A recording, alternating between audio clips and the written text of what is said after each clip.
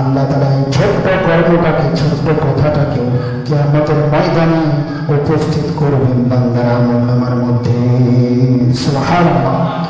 অর্থাৎ দুনিয়ার মধ্যে আমরা যতই গোপনীয়তা রক্ষা করে একটা কথা বলে, যতই গোপনীয়তা রক্ষা করে কোনো কাজ করি না কেন, আল্লাহ তাআলার সামনে কোনো কিছু স্পষ্ট নয়। আল্লাহ তাআলা সব কিছু উপস্থিত করবেন কাল হাশরের ময়দানে। আল্লাহ তাআলা জানিয়ে দিচ্ছেন, ইন্নাহা ইন তাকু মিসকালা হাববাতিন মিন খারদাল, তোমার কৃত কর্মটা যদি সরিষার দানা পরিমাণ হয়, তারপরে আমি সেটাকে উপস্থিত করব। কিসের মতো ওজনই হয়? সরিষার দানা। সরিষার দানা আমরা চিনি না? দেখেছি কি দেখিনি? সরিষার দানা কত ছোট। এখানে মূলত সরিষার দানাও উদ্দেশ্য নয়।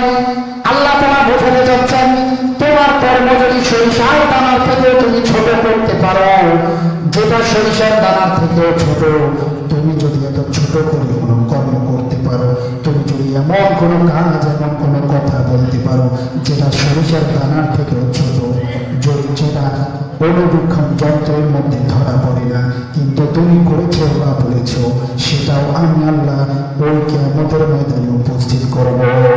সুবহানাল্লাহ। আল্লাহ তাআলার ক্ষমতা কত বেশি! আল্লাহ তাআলা বলেছেন, ইন্নাল্লাহা লাতীফুন খাবীর, আল্লাহ তাআলা অত্যন্ত সূক্ষ্মদর্শী। আল্লাহ তাআলা কি জোরে বলেন? সূক্ষ্মদর্শী। অর্থাৎ এমন জিনিস যেটা মানুষের চর্মচক্ষে ধরা পড়ে না, কিন্তু সেটা আল্লাহ তাআলার চোখে ধরা পড়ে। আল্লাহ তাআলাকে ফাঁকি দেওয়া যাবে? দুনিয়ার মধ্যে প্রতিনিয়ত আমরা যত কাজ করছি, সব কিছু আল্লাহ তাআলা সুন্দর করে লিপিবদ্ধ করে রাখছেন। আল্লাহ তাআলা কোরআনের মধ্যে জানাচ্ছেন, কিরামান কাতিবিনা ইয়ালামুনা মা তাফআলুন, তোমাদের দুই কাঁধে আমি দুইজন সম্মানিত ফেরেশতা নিযুক্ত করে দিয়েছি। যেই দুজন সম্মানিত ফেরেশতা তোমরা যা করছো, যা বলছো, তোমাদের কৃতকর্ম সব কিছু তারা জানছেন। তোমাদের সঙ্গে তারা সব জায়গায় যাচ্ছেন। তুমি যেখানে যাচ্ছ তারাও সেখানে যাচ্ছে। তুমি যেখানে যাচ্ছ সেখানে তারা তোমার পেছন পেছন, তোমার সাথে সাথে তারাও সেখানে যাচ্ছে। কাজেই এই দুজন সম্মানিত ফেরেশতা যারা আমাদের আমলনামা লিখছেন, তারা সর্বদা আমাদের সঙ্গে আমাদের কাজকর্মগুলো লিপিবদ্ধ করেছেন। তাদেরকে ফাঁকি দেওয়া সম্ভব নয়, তাদেরকে ফাঁকি দিয়ে কিছু করা সম্ভব না। সম্মানিত উপস্থিতি, আল্লাহ তাআলা কোরআনের মধ্যে আরেকটা সূরা নাযিল করেছেন, সূরাতুল জিলজাল। সূরাতুল জিলজাল, এই সূরার মধ্যে আল্লাহ তাআলা বলছেন, فَمَن يَعْمَلْ مِثْقَالَ ذَرَّةٍ خَيْرًا يَرَهُ وَمَن يَعْمَلْ مِثْقَالَ ذَرَّةٍ شَرًّا يَرَهُ। বান্দা, তুমি যত ছোট, যত ক্ষুদ্রাতি ক্ষুদ্র আমল করো, সেটা যদি নেক আমল হয়ে থাকে, তার প্রতিদান তোমাকে কিয়ামতের দিবসে দেব। আর যদি তোমার নেকিটা, আর যদি তোমার কর্মটা গুনাহের হয়, পাপের হয়, পাপ যদি তুমি করো, তাহলে তার আমল, তার প্রতিদান তোমাকে আমি দেব। যত ছোট হোক কর্ম, যত ছোট হোক আর যত বড় হোক, নেক আমল যত ছোট হোক আর যত বড় হোক, প্রতিদান দেবেন কে? ধরে বলেন, আল্লাহ তাআলা প্রতিদান দেবেন। এর জন্য কোন নেকির কাজ যদি ছোট হয় তাহলে অবহেলা করা যাবে না।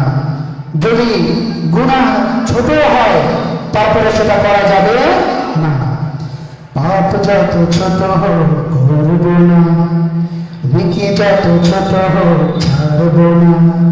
পাপ যত ছোট হোক করব না, নেকি যত ছোট হোক ছাড়ব না। ছোট ছোট নেকগুলো জমলে তবে, ছোট ছোট নেকগুলো জমলে তবে পরকাল নাজাতের ওসিলা হবে। পাপ যত ছোট করব না। পাপ যত ছোট হোক করা যাবে, নেকি যত ছোট হোক ছাড়ব না। নেকি যত ছোট হোক ছাড়া যাবে না। আমাদের দোকানে কেরামান কাটিবে, নির্ভুলে দিন লিপি লিখছে প্রতিদিন। আমাদের দোকানে কেরামান কাটিবে, নির্ভুলে দিন লিপি লিখছে বিরোধীন।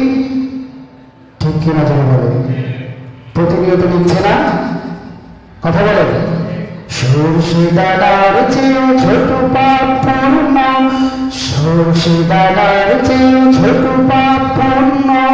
বিধানের পাল্লায় গণনা হবে, পাপ যত ছোট হোক করব না। নেকি যত ছোট হোক ছাড়ব না। ঠিক না? তাই পাপ যত ছোট হোক করা যাবে না, নেকি যত ছোট হোক ছাড়া যাবে